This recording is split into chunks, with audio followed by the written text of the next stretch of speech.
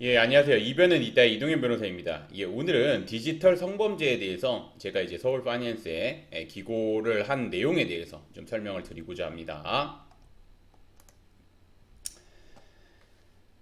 예, N번방 사건으로 미비했던 디지털 성범죄에 대한 처벌 규정이 신설되고 기존에 가볍게 규정되어 있던 디지털 성범죄에 대한 처벌 수위를 높게 법률을 개정했습니다. 그럼에도 불구하고 디지털 성범죄가 끊이지 않고 있습니다. 특히 아동 청소년 성착취물 관련해서 법원 수사기관은 무관용의 원칙을 적용해 엄벌에 처하고 있으나 정말 줄어들지 않고 있습니다. 제가 실무를 하는 입장에서 뭐 이런 거는 정말 그 N번방 사건 이후로 처벌 수위가 강화되고 그다음에 뭐 아까 말씀드린 것처럼 새로운 뭐 신설된 규정도 있는데 정말 끊이지 않고 계속 이제 뭐 문의를 하시거나 뭐 저한테 이제 상담을 요청하거나 뭐 이러신 분들이 많아서 뭐 실무에서도 이거는 뭐 느끼고 있습니다. 경찰청 국가선수본부에서 디지털 성범죄를 단속한 결과에 따르면 아동 청소년 성착취물 관련 범죄가 전체 1612건 중 706건으로 43.8%를 차지했으며 특히 피해자 중 10대, 20대가 88%를 차지해 큰 충격을 주고 있습니다. 예. 그러면 디지털 성범죄는 뭔지 한번 보면 디지털 성범죄는 디지털 기기 및 정보통신 기술을 매개로 온 오프라인 상에서 발생하는 젠더 기반의 폭력을 의미합니다. 이건 약간 디지털 성범죄에서 포괄적으로 규정해 놓은 정의라고 보시면 됩니다. 디지털 성범죄의 유형은 불법 촬영, 그다음에 불법 촬영물 소지, 구입, 저장, 시청, 그다음에 불법 촬영물 유포, 유포 협박, 그다음에 이제 허위 영상물의 제작 및 유포 등이 있으나 가장 큰 문제가 되는 것은 아동 청소년 성착취물과 관련된 범죄입니다. 그럼 아동 청소년 성착취물이 뭔지 한번 보도록 하겠습니다. 아동 청소년 성착취물은 아동 청소년 또는 아동 청소년으로 명백하게 인식될 수 있는 사람이나 표현물이 등장해 성교행위, 유사성교행위, 신체 전부 또는 일부를 접촉 노출하는 행위로서 일반인의 성적 수치심이나 혐오감을 일으키는 행위, 자위행위 중 어느 하나에 해당하는 행위를 하거나 그 밖에 성적 행위를 하는 내용을 표현하는 것으로서 필름, 비디오물, 게임물 또는 컴퓨터나 그 밖의 통신 매체를 통한 화상, 영상 등의 형태로 된 것을 의미합니다. 이건 법률에 이렇게 규정되어 있는 겁니다.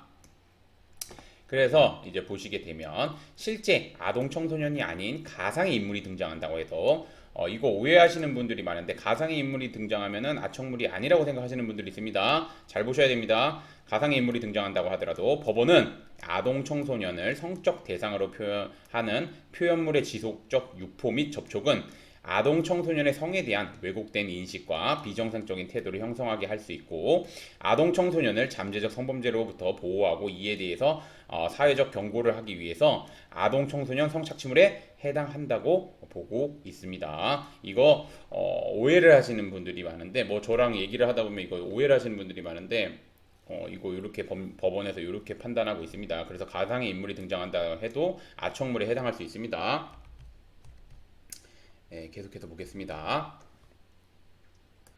또한 아동 청소년의 동의가 있거나 아동 청소년으로 하여금 자신을 대상으로 영상물 등을 촬영하게 한 경우에도 아동 청소년은 성적 자기결정권이 부족하므로 다른 사람의 개입 없이 스스로 촬영한 경우를 제외하고는 이러한 영상물 역시 아동 청소년 성착취물에 해당한다고 보고 있습니다. 즉 자기가 스스로 아무런 외부 개입 없이 자기가 스스로 촬영한 것 외에는 아동 청소년 성착취물로 보고 있다는 겁니다.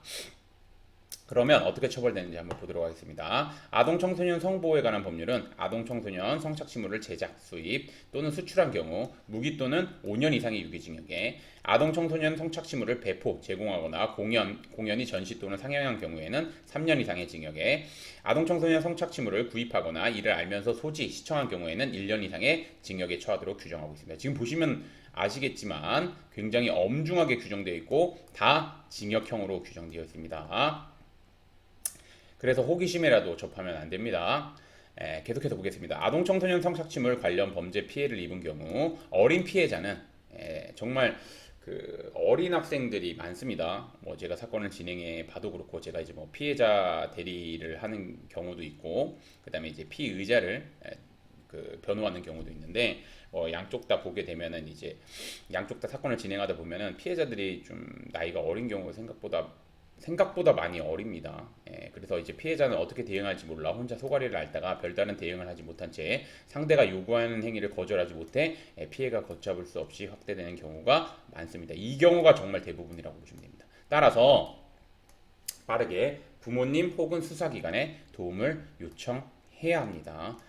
이거는 진짜 좀 잘 알아두셨으면 좋겠고, 학생들이 이렇게 말을 해도 잘 안 얘기하는 경우가 있기 때문에 뭐 부모님 같은 경우는 좀 그 자녀가 혹시라도 이런 사건에 휘말린 느낌이 든다 아니면은 기미가 보인다 이러면 이제 좀 확인을 하시고 빠르게 수사기관에 신고해야 됩니다.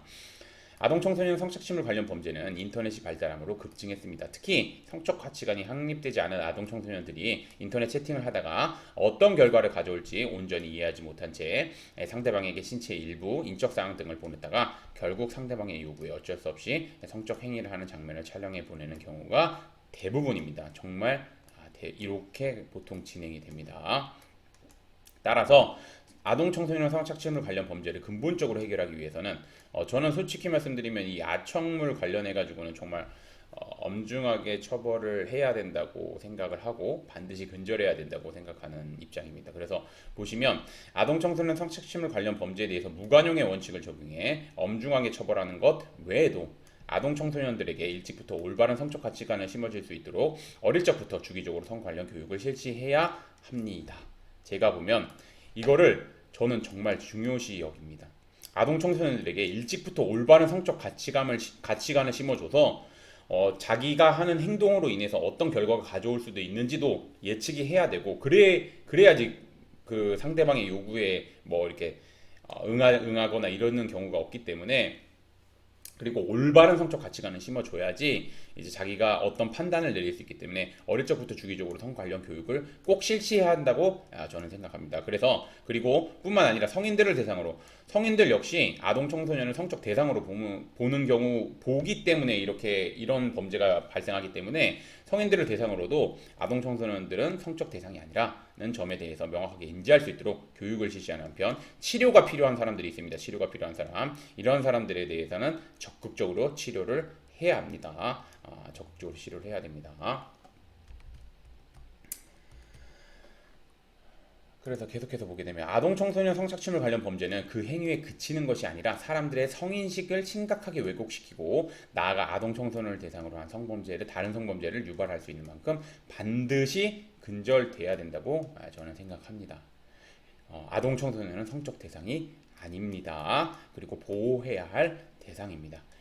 그렇기 때문에 제가 마지막으로 한 번 더 말씀드리고자 하는 것은 뭐냐면 우선은 이런 피해를 받은 아동 청소년 같은 경우는 빠르게 부모님이나 수사기관에 도움을 요청해야 되고 그 다음에 특히나 성인들 같은 경우에는 호기심에라도 아동 청소년 성착취물 관련 범죄는 절대 저지르면 안 되고 제가 마지막에 말씀드렸듯이 아동 청소년은 성적 대상이 아니고 보호해야 할 대상입니다. 그거 정확하게 아셨으면 좋겠습니다.